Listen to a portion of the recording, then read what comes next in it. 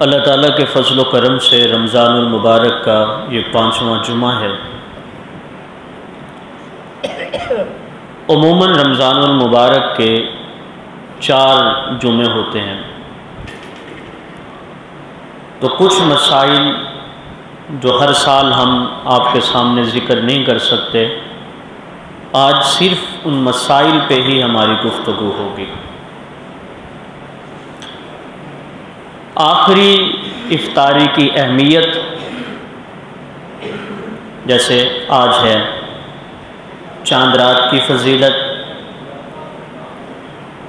اور عید والے دن اللہ کی طرف سے انعام کیا ملتا ہے، عیدین کا آغاز کب ہوا، نماز عید کے لیے جب جاتے ہیں تو سنتیں کتنی ہیں، آنے کی سنتیں، اور عید الفطر کا، نماز عید الفطر کا طریقہ، اگر کوئی نماز عید میں کسی کی تکبیریں رہ جائے تو کیسے پورا کرے، رکعتیں اگر اس کی رہ گئی ہیں تو اس کو کیسے مکمل کرے، شوال کے 6 روزوں کی فضیلت اور ان روزوں کو رکھنے کا طریقہ کیا ہے، یہ باتیں آپ حضرات جو شروع سے بیٹھے ہیں بڑی توجہ سے اسے آپ سماعت فرمائیں گے تو آپ کو پتہ چلے گا کہ کچھ ایسی چیزیں ہیں جنہیں آج تک ہمیں علم ہی کوئی نہیں۔ ہمارا مسلمانوں کا جو طریقہ ہے رمضان المبارک میں،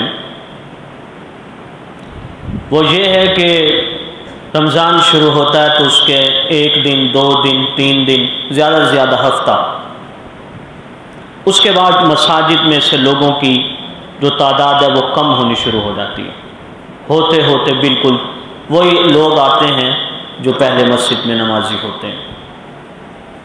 پھر ہماری عوام کا خیال ہوتا ہے 27ویں کا، کہ 27ویں کو پھر عبادت کریں گے، 27ویں گزر جاتی ہے، اس کے بعد قصہ ہی ختم ہو جاتا ہے، لگتا ہے کہ بھی رمضان چلا گیا، دکاندار بیچنے میں مصروف ہوتے ہیں، باقی لوگ خریدنے میں مصروف ہوتے ہیں، عید کی تیاریاں شروع ہوتی ہیں، اور آخری دن، آخری عشرہ جو انتہائی قیمتی ترین ہوتا ہے وہ ہم عید کی تیاریوں میں لگا دیتے ہیں۔ عید تو اس کی ہے جو رمضان کے روزے صحیح رکھے، تراویح صحیح پڑھے، رمضان المبارک کا صحیح طریقے سے ادب کرے، اس کی اصل عید ہوتی ہے۔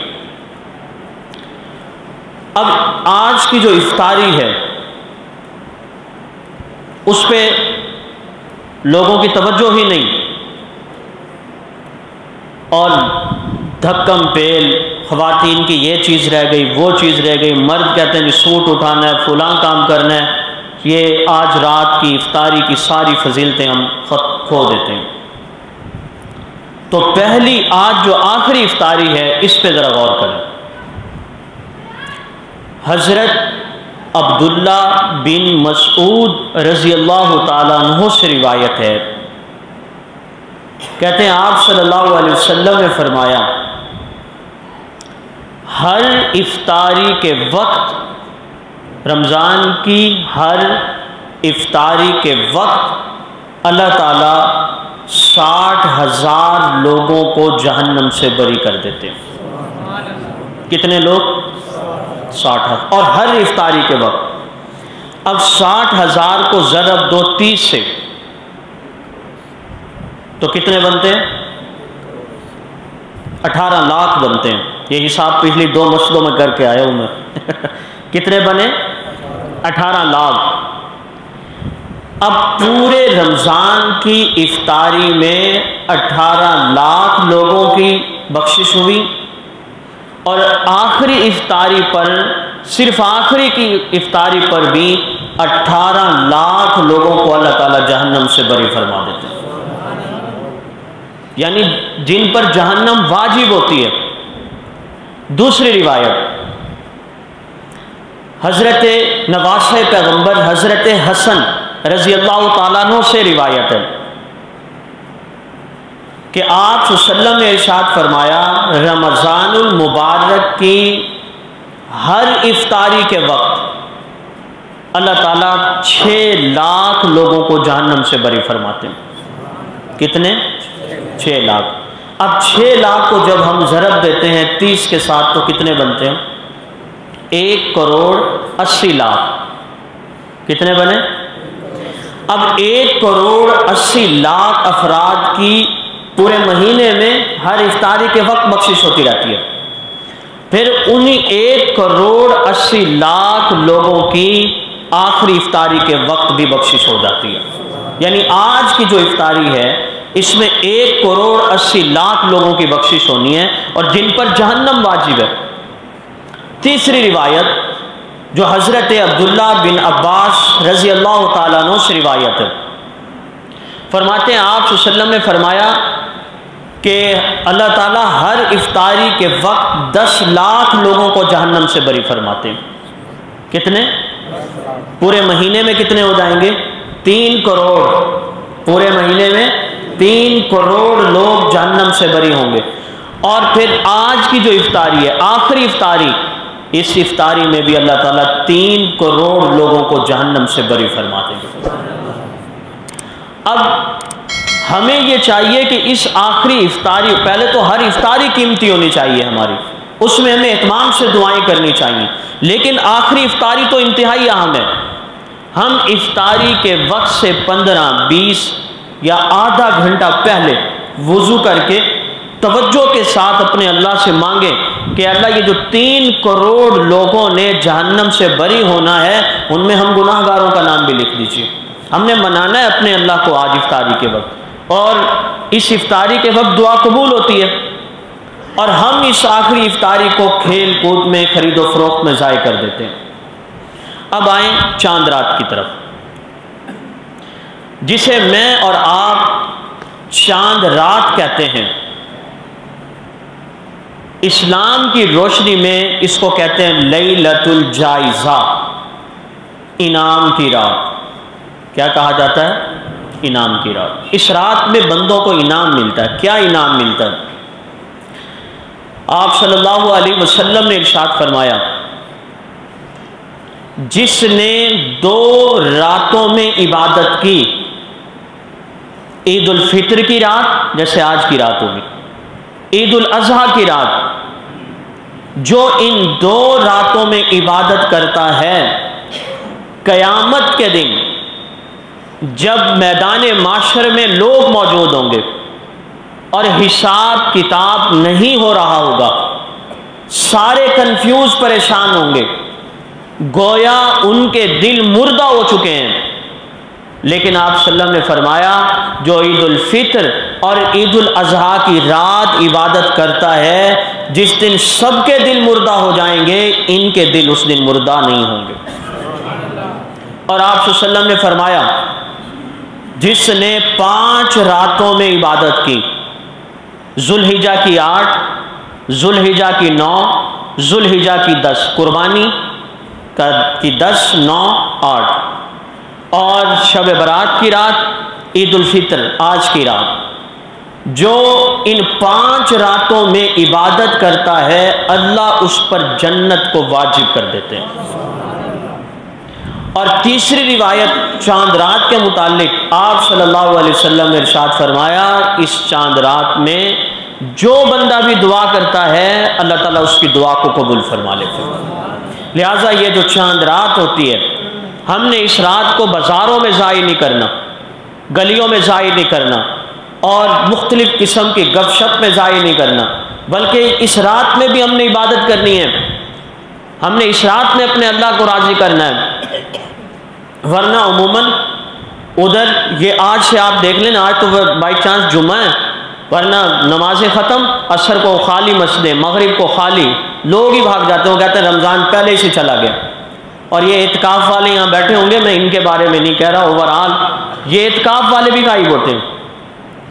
جو 10 دن مسجد میں جنہوں نے گزارے، ان کو تو چاہیے کہ نماز کی پابندی اب مسلسل آگے بھی کریں، لیکن ہم نے دیکھا کہ جیسے عام لوگ اس رات میں غائب ہوتے ہیں، نماز فرض ہی چھوڑ دیتے ہیں، اعتکاف والے بھی غائب ہوتے ہیں۔ 10 دنوں میں شیو نہیں کرائی، اب یہ قیدی بنے بیٹھے ہوتے ہیں، اس کے بعد ادھر نمازیں ہو رہی ہیں، ادھر اس طرح چلوا رہے ہوتے ہیں۔ میں ان کے بارے میں نہیں کہتا، مجھے پتہ بھی نہیں کون بیٹھے ہیں کون نہیں بیٹھے، میں اوور آل بات کر رہا ہوں۔ باتیں سمجھ میں آ رہی ہیں؟ ان کو تو زیادہ اہتمام کرنا چاہیے، لیکن اعتکاف کرنے والوں سمیت سارے غائب ہوتے ہیں۔ لہٰذا آج رات کی افطاری کو بھی ہم نے قیمتی بنانا ہے، اور جو آج رات ہوگی اس میں بھی ہم نے اپنے اللہ کو راضی کرنا ہے۔ آپ تو ایسے لگتا ہے کہ عوام نا رمضان جانے کے انتظار میں بیٹھی ہوتی ہے، ایسا ہے نا؟ اور کافر اعتراض کر رہے ہیں، وہ کہتے ہیں رمضان جاتا ہے تو تم خوشی کرتے ہو، رمضان جاتا ہے تو تم خوشی کرتے ہو، یعنی ادھر جانے کا وقت ہے تم عیدیں منا رہے ہو۔ بات سمجھ آئی ہے؟ ہم لوگوں کا سوال سمجھ آیا؟ یہودی اور عیسائی نان مسلم سوال کرتے ہیں کہ تم رمضان المبارک ادھر خوشیاں مناتے ہو، آ گیا، جاتے ہیں تو پھر بھی خوشیاں کر رہے ہوتے ہو، اور آنے پہ اتنی خوشی نہیں کرتے مسلمان جتنی جانے پہ کر رہے ہوتے ہیں۔ جواب دینے والے نے اسے جواب دیا کہ بچہ جب ماں کے پیٹ میں آتا ہے اس وقت خوشی کی جاتی ہے، یا جب پیدا ہوتا ہے تب خوشی کی جاتی ہے؟ جواب سمجھ میں آیا؟ اب پتہ چل گیا کہ بچہ ماں کے پیٹ میں آ گیا، خوشی ہوتی ہے لیکن اتنی زیادہ نہیں ہوتی، لیکن جب بچہ پیدا ہو جاتا ہے تو اب خوشی زیادہ ہوتی ہے۔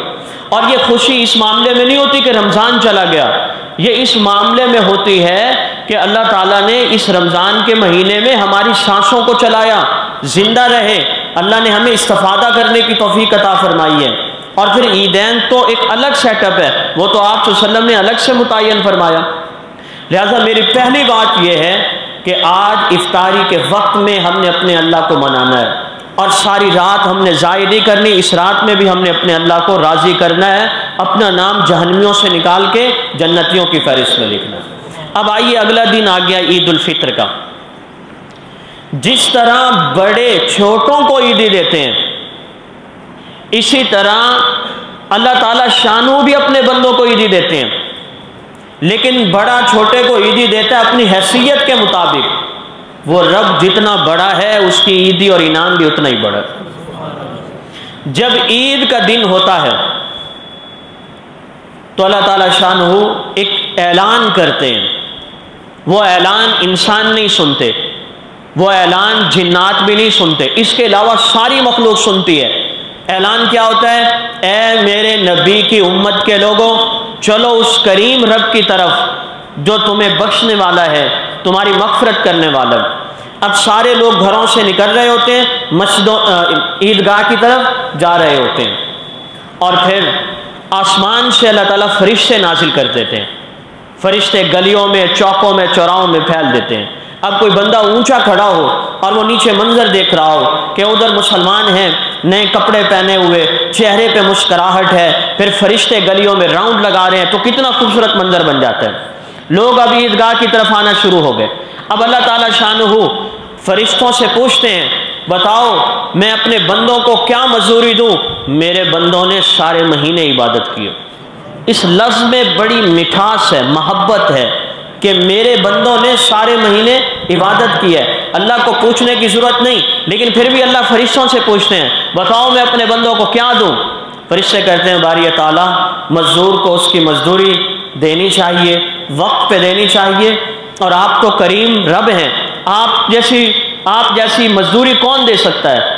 تو اللہ تعالیٰ ارشاد فرماتے ہیں، اے فرشتوں گواہ ہو جاؤ، میں نے اپنے بندوں کو اپنی رضا عطا کر دی۔ کیا عطا کر دی؟ رضا۔ رضا کا مطلب میں بندوں سے راضی ہو گیا۔ یہاں غور کیجئے گا، جنت کا ملنا چھوٹی نعمت ہے، جنت کا ملنا چھوٹی نعمت ہے، اللہ کی رضا کا مل جانا، اللہ کا راضی ہو جانا، یہ سب سے بڑی نعمت ہے۔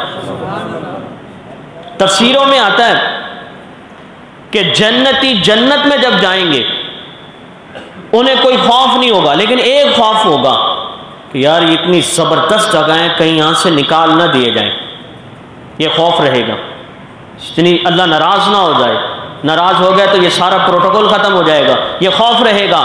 پھر اللہ سارے جنتیوں کو بلائیں گے اور بلانے کے بعد فرمائیں گے میرے بندوں کوئی ایسی چیز جو تمہیں نہ ملی ہو، اے اللہ آپ نے تو سب کچھ دے دیا، اب اللہ فرمائیں گے ایک چیز ہے اور وہ ہے میری رضا، میں آج تمہیں اپنی رضا دے رہا ہوں، میں ہمیشہ کے لیے تم سے راضی ہو گیا۔ تو یہاں جنہوں نے نمازیں روزے رکھے، رمضان کا احترام کیا، تراویح پڑھے، ان کے لیے حدیث کے لفظ ہیں اے میرے وہ بندوں جنہوں نے رمضان کے روزے رکھے، رمضان کا احترام کیا، جنہوں نے تراویح پڑھے، ان کے بدلے میں تمہیں اپنی رضا عطا کر رہا ہوں۔ اب عید کن کو مل رہی ہے؟ ان کو مل رہی ہے جنہوں نے تراویح جوش و خروش سے پڑھی، روزے رکھے، رمضان کے احترام کے، یہ اللہ کی طرف سے اللہ کی رضا انہیں مل رہی ہے۔ ورنہ دنیا کا تو اصول ہے جو روزے کوئی نہیں رکھتا وہی ٹھاٹ باٹ کے ساتھ عیدگاہ میں آیا ہوا ہوتا ہے پہلے سے، ایسا ہوتا ہے کہ نہیں ہوتا؟ جو روزے نہیں رکھتا ناشتے کرتا ہے، چائے ٹرکھاتا ہے دن میں، اور جب عید کا دن ہوتا ہے تو اس وقت بھی وہی بنا ہوا ہوتا ہے کہ بھئی میں نے اصل عید تو ہے ہی میری۔ لیکن یہاں اللہ کیا فرما رہے ہیں؟ جنہوں نے روزے رکھے، رمضان کا احترام کیا، تراویح کو صحیح طریقے سے پڑھا، میں اپنے ان بندوں کو مزدوری اجر یہ دے رہا ہوں کہ میں ان سے راضی ہو چکا ہوں۔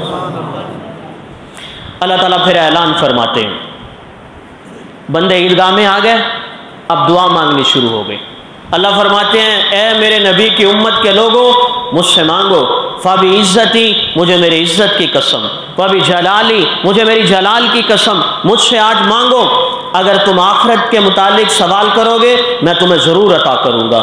اگر دنیا کے بارے میں مانگو گے، بات سمجھیے گا، اگر دنیا کے بارے میں مانگو گے تو میں تمہاری مصلحت پر غور کروں گا، اگر وہ چیز تمہارے لیے بہتر ہے تو تمہیں عطا کی جائے گی، اور اگر وہ چیز تمہارے لیے بہتر نہیں تو تمہیں عطا۔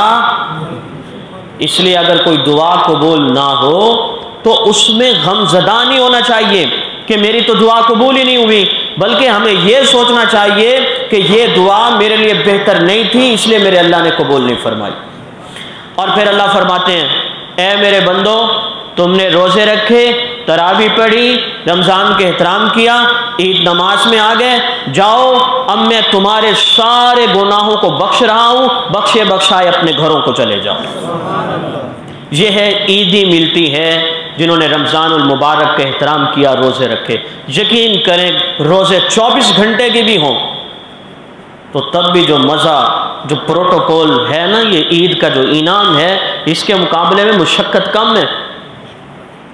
باتیں سمجھ میں آ رہی؟ انعام تو دیکھیں کتنا، جنت واجب کر دی، اللہ راضی ہو گیا، اللہ ہی راضی ہو جائے تو اور انسان کو کیا چاہیے۔ اب اگلی بات ہے عیدین کا، دونوں عیدوں کا آغاز اسلام میں کب سے ہوا؟ آپ صلی اللہ علیہ وسلم مکہ سے جب مدینہ تشریف لائے، آپ نے مدینے کے لوگوں کو دیکھا کہ انہوں نے تہوار بنائے ہوئے، کھیل کود تماشا۔ آپ نے فرمایا یہ تہوار کس لیے بنائے ہوئے؟ انہوں نے کہا یا رسول اللہ زمانے جہالت میں یہ تہوار بنے ہوئے تھے، ایسے ویسے اسی طرح آپ بھی کھیلتے ہیں۔ آپ نے فرمایا کہ زمانے جہالت کے تہوار ختم، آج سے اللہ نے ہمیں 2 تہوار دیے ہیں، 2 عیدیں دی ہیں، ایک عید الفطر ہے اور ایک عید الاضحیٰ ہے۔ کتنی عیدیں؟ سارے بولو کتنی؟ سال میں کتنی عیدیں؟ اور آپ نے جو چوری والی عید بنائی ہوئی ہے، بنائی ہے نا، وہ پتہ نہیں کون سا دن ہوتا ہے نا، چوری والی عید ہے۔ اسلامک پوائنٹ آف ویو سے عید اسلام میں صرف کتنی ہیں؟ 2 بس، اس کے علاوہ کوئی اور عید اسلام میں نہیں ہے۔ اب اس کے بعد ہے جب ہم عید نماز پڑھنے کے لیے عیدگاہ کی طرف جاتے ہیں تو سنتیں کتنی ہیں، یہ ذرا توجہ سے بیٹھیے گا۔ عید والے دن صبح جلدی بیدار ہونا سنت ہے، جلدی بیدار ہونا، کیونکہ اٹھتے رہتے ہیں ہم سحری میں، تو عید والے دن بھی خوشی میں کہ آج اللہ کی طرف سے انعام ملے گا، ہمیں صبح جلدی اٹھنا بھی کیا ہے؟ سنت ہے۔ جو دیکھیں اب ہم سحری کے وقت اٹھتے ہیں، ہماری پریکٹس ہو چکی ہے۔ اگر کوئی بندہ چاہتا ہے نا کہ میں تہجد پڑھوں، عادت بن چکی ہے، اب اس کے لیے آسان ہوگا، اب اس کے لیے تہجد پڑھنے کیا ہو جائے گی؟ آسان۔ اور یہ جو بہانے بناتے ہیں نا کہ آنکھ نہیں کھلتی، اب یہ بہانہ نہیں چل سکتا ان کا، کیونکہ پورے مہینے کی پریکٹس ہے، پورے مہینے اٹھ سکتا ہے تو اب بھی تہجد کے لیے اٹھ سکتا ہے۔ تو پہلی سنت ہے عید الفطر کے دن جلدی اٹھا جائے، اور نماز فجر محلے کی مسجد میں ادا کرنا بھی سنت ہے تاکہ گھر آپ پہنچنا چاہیے۔ غسل کرنا سنت ہے، مسواک کرنا سنت ہے، مسواک وضو کا الگ سنت ہے، غسل کا الگ۔ اس کے بعد کپڑے پہننا سنت ہے، نئے کپڑے۔ آپ یہ دیکھیں حدیث میں یہ لفظ نہیں کہ کپڑے نئے کپڑے ہوں، حدیث میں لفظ ہیں جو اچھے کپڑے ہوں۔ اگر کسی کے پاس نئے کپڑے نہیں تو اس کے پاس جتنے سوٹ ہیں ان میں سے جو اچھا ہو وہ پہنے، یہ سنت طریقہ ہے۔ اس کے بعد خوشبو لگائے، سنت ہے۔ اب یہ تیار ہو چکا ہے، عیدگاہ جانے سے پہلے میٹھی چیز کھانا سنت ہے، اور میٹھی چیز بھی کون سی؟ کھجور۔ آپ صلی اللہ علیہ وسلم ام المومنین حضرت عائشہ رضی اللہ تعالیٰ عنہ فرماتی ہیں کہ آپ صلی اللہ علیہ وسلم جب عید کے لیے جاتے تو کھجور استعمال فرماتے، اور کھجوریں کتنی ہونی چاہیے؟ تاک تعداد، یعنی 1 3 5 تاک عدد میں آپ صلی اللہ علیہ وسلم کھجور استعمال فرماتے۔ اب ہم نے جانا ہے کس کی طرف؟ عیدگاہ کی طرف۔ عیدگاہ میں نماز پڑھنا سنت ہے، مسجدوں میں بھی تو ہوتی ہے نا نماز عید، مسجد میں بھی ہو جاتی ہے، لیکن سنت کس میں ہے؟ عیدگاہ میں نماز پڑھنا سنت ہے، تاکہ ارد گرد کے سارے لوگ سال میں ایک دفعہ جمع تو ہو جائیں۔ محلے کے لوگ تو مسجد میں آ گئے جمعے میں، لیکن پورے ایریے کے لوگ تاکہ اس میدان کے اندر جمع ہو، اس لیے عیدگاہ کی طرف، عیدگاہ میں نماز عید پڑھنا سنت ہے۔ اب جب آپ جائیں تو پیدل جانا سنت ہے، گاڑی پہ بھی جا سکتے ہیں آپ، جائز تو ہے، لیکن سنت کیا ہے؟ پیدل۔ جیسے اب سفر دور ہے، دور جانا ہو تو پیدل نہیں جا سکتا، تو سنت ہے پیدل جانا۔ اور پیدل جاتے ہوئے تکبیر پڑھنا، اللہ اکبر اللہ اکبر لا الہ الا اللہ واللہ اکبر اللہ اکبر وللہ الحمد، لیکن یہ آہستہ آواز سے پڑھنا سنت ہے۔ اس عید میں آہستہ، عید الاضحیٰ میں ذرا زور سے پڑھنا سنت ہے۔ اب آپ عیدگاہ پہنچ گئے، آپ نے اگر صدقہ فطر نہیں دیا تو اسے ادا کرنا بھی سنت ہے نماز عید سے پہلے پہلے۔ اب آپ نے نماز عید پڑھ لی، وہاں سے واپس آنا ہے تو جس راستے سے آپ گئے ہیں اس راستے سے نہیں آنا، دوسرے راستے سے واپس آنا چاہیے، یہ بھی کیا ہے؟ سنت ہے۔ تو یہ چند سنتیں ہیں جس کو ہم انشاءاللہ کل ان پہ عمل کریں گے، اسی کے مطابق عیدگاہ میں آئیں گے بھی صحیح اور عیدگاہ سے جائیں گے بھی صحیح۔ یہاں ایک اور بات عرض کر دوں، عید نماز کے طور، عید نماز جب ہوتی ہے تو ہم لوگوں نے ہم ملتے ہیں، مبارکباد کرتے ہیں۔ شریعت میں سلام ہے، مصافحہ ہے، معانقہ بھی ہے، اور یہ اصل ہے سلام کرنا، ہاتھ ملا دینا۔ ہم نہ سلام کرتے ہیں نہ ہاتھ ملاتے ہیں، ڈائریکٹ جفی۔ میری بات کو تھوڑا محسوس نہ کیجئے گا، میں ایک بڑی قیمتی بات بتا رہا ہوں۔ عید کے موقع پر اس طرح ملنے کو فرض واجب نہ سمجھو، سمجھ آئیے؟ عید کے موقع پر اس طرح ملنا فرض نہیں، واجب نہیں ہے۔ اگر ایسے ہی مل رہا ہے تو اس میں کوئی حرج نہیں۔ یہ دو بندے اکٹھے یہاں سے گئے ہیں، گھر سے ہی نکلے ہیں دونوں، اور عیدگاہ پہ جا کے دونوں مل رہے ہیں، اس کا مطلب ہے یہ کیا سمجھتے ہیں؟ فرض واجب۔ لہذا اس ملنے کو فرض بھی نہ سمجھا جائے، واجب بھی، بولو تو صحیح، نہ سمجھا جائے، بس ایسے بھی ایک ترتیب ہے، چلو مل لیتے ہیں۔ اور صحابہ کرام جب ملتے تھے ان کا جملہ ہوتا تھا تقبل اللہ منا ومنکم، اللہ ہم سے بھی قبول کرے، اللہ آپ سے بھی قبول کرے۔ یہ جملہ یاد کر دو، عربی نہیں تو اردو ٹھیک ہے، کہ اللہ تعالیٰ قبول فرمائے، جیسے ہم کہہ رہے ہوتے ہیں اللہ تعالیٰ قبول فرمائے۔ تو صحابہ کرام جب آپس میں ملتے تقبل اللہ منا ومنکم، اللہ ہمارے روزے بھی قبول کرے، اللہ آپ کے روزے بھی قبول کرے، یہ جملہ ذہن میں رکھیں گے۔ اب اگلی بات، عام طور پر ہم نماز عید کے بیان میں ہی عید نماز کا طریقہ بتاتے ہیں، اس میں لوگ کچھ ہوتے ہیں کچھ نہیں ہوتے، اور گہما گہمی میں توجہ بھی نہیں ہوتی زیادہ۔ پھر ہم یہ بھی نہیں بتا سکتے کہ اگر کسی کی تکبیریں رہ گئیں، بعد میں آیا ہے رکعت رہ گئی ہے تو وہ کیسے پورا کرے۔ تو آج الحمدللہ اللہ تعالیٰ نے 5واں جمعہ ہمیں دے دیا، ہمارے لیے موقع غنیمت ہے۔ پہلے میں عرض کروں گا نماز عید کا طریقہ، پھر ہم سمجھیں گے کہ اگر کسی کی تکبیر رہ جائے یا رکعت رہ جائے تو کیسے پورا کرے، کیونکہ باقی نمازوں کا طریقہ الگ ہے، نماز عید کا طریقہ الگ ہے۔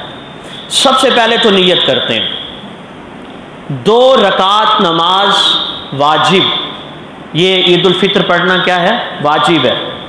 2 رکعت نماز واجب عید الفطر 6 زائد تکبیروں کے ساتھ، زائد کا مطلب زیادہ، آپ زیادہ کہہ لیں، 6 زیادہ تکبیروں کے ساتھ 2 رکعت نماز عید الفطر واجب، یعنی 2 رکعتیں پڑھ رہا ہوں، عید الفطر کی نماز پڑھ رہا ہوں جو کیا ہے؟ واجب ہے، اور 6 تکبیریں زیادہ کے ساتھ پڑھ رہا ہوں، یہ نیت کرنی ہے۔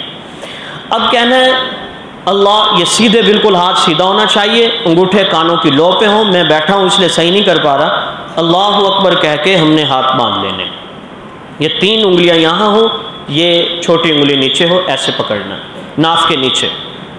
اب ہم نے پڑھنا ہے ثنا، ثنا پڑھنے کے بعد ہاتھ اوپر کریں گے، اللہ اکبر، وہ جو 3 تکبیریں زائد ہیں نا وہ شروع کر رہے ہیں، اللہ اکبر کہہ کے ہاتھ نیچے، دوسری تکبیر کہہ کے ہاتھ نیچے، تیسری تکبیر کہہ کے ہاتھ نیچے نہیں رکھنے، ہاتھ باندھ لینے، ٹھیک ہو گیا؟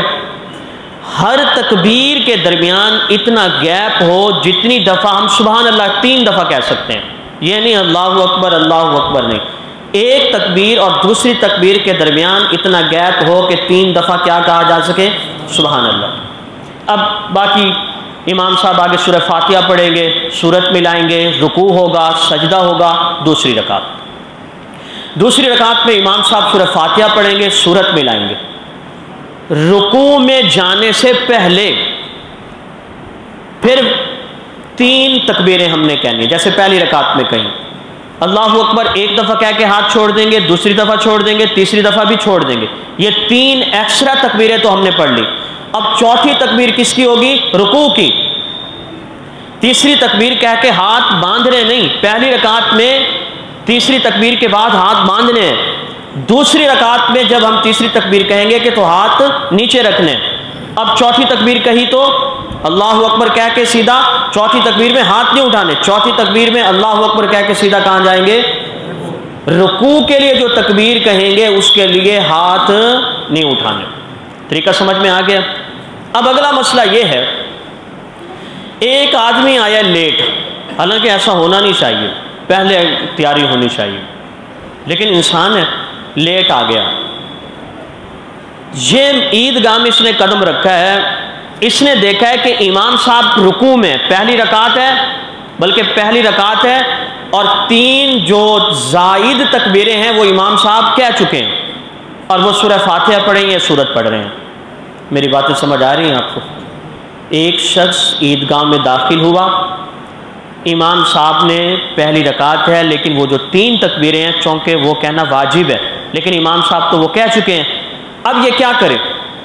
امام صاحب سورہ فاتحہ پڑھ رہے ہیں یا اس کے ساتھ سورت ملا رہے ہیں، تو یہ آئے تسلی سے اللہ اکبر کہے، تکبیر تحریمہ، نماز شروع ہو گئی۔ اب وہ 3 تکبیریں اس نے پڑھنی، اللہ اکبر اللہ اکبر اللہ اکبر کہہ کے ہاتھ باندھ کے کھڑا ہو جائے۔ یہ بات سمجھ آ گئی آپ کو؟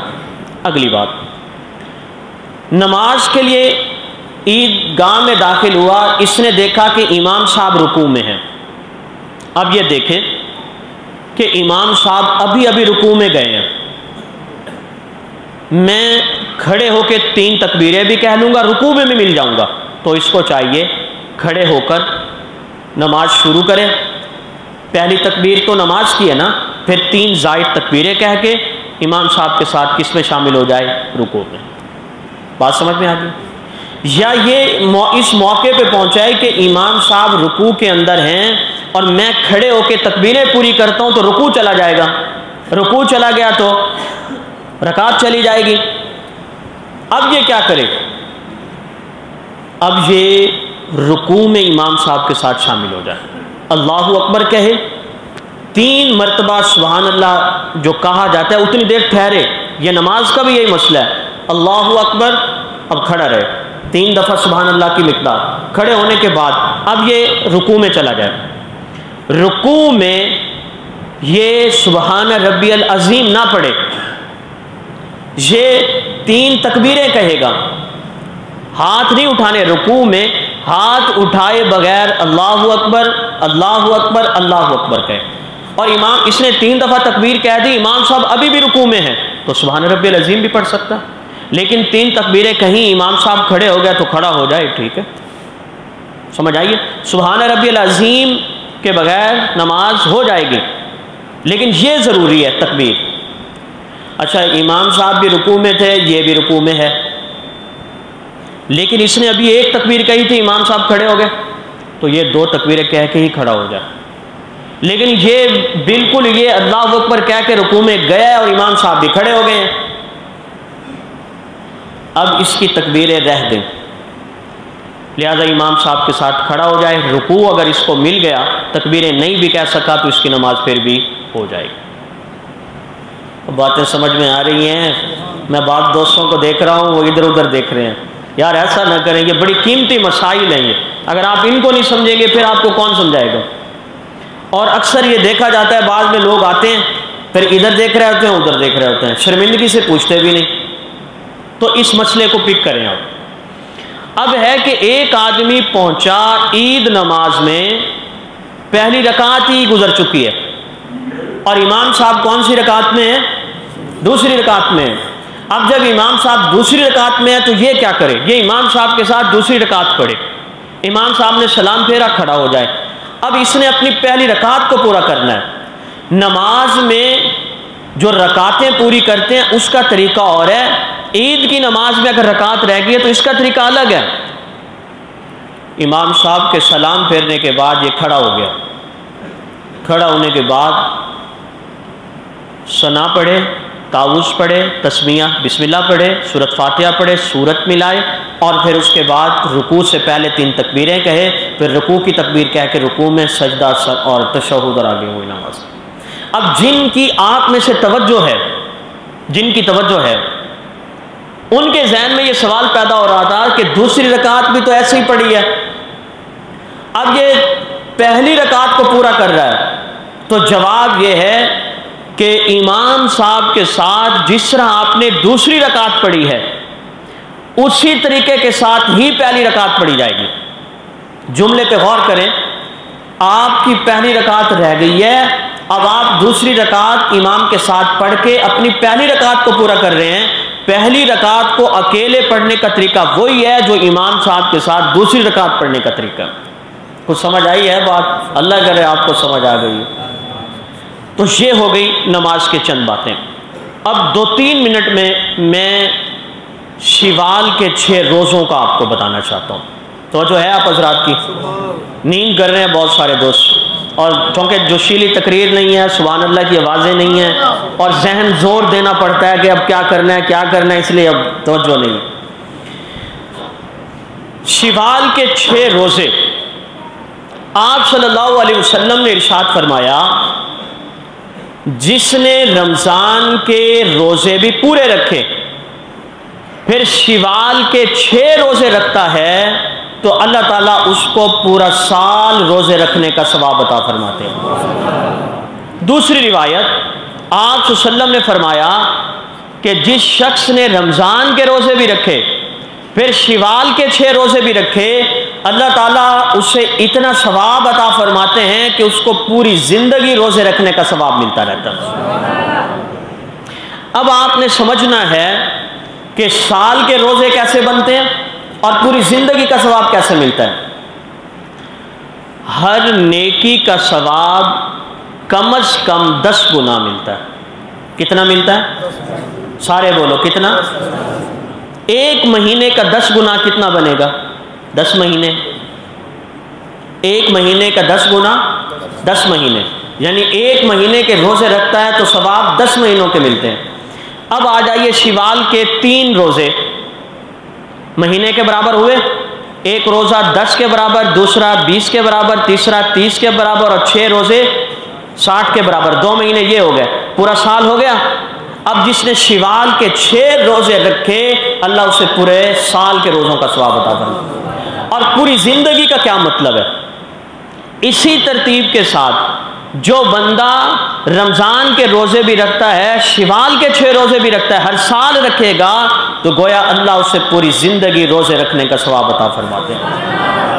آپ یقین کریں، یہ موسم بھی اچھا چل رہا ہے، مہینے کی پریکٹس بھی ہو جاتی ہے۔ جو نیکیوں کے حریص اور لالچی ہے نا، وہ تو ان 6 روزوں کو چھوڑتے کوئی نہیں۔ اور میں نے اکثر یہ دیکھا، بوڑھے حضرات زیادہ رکھتے ہیں، نوجوان بھاگ جاتے ہیں۔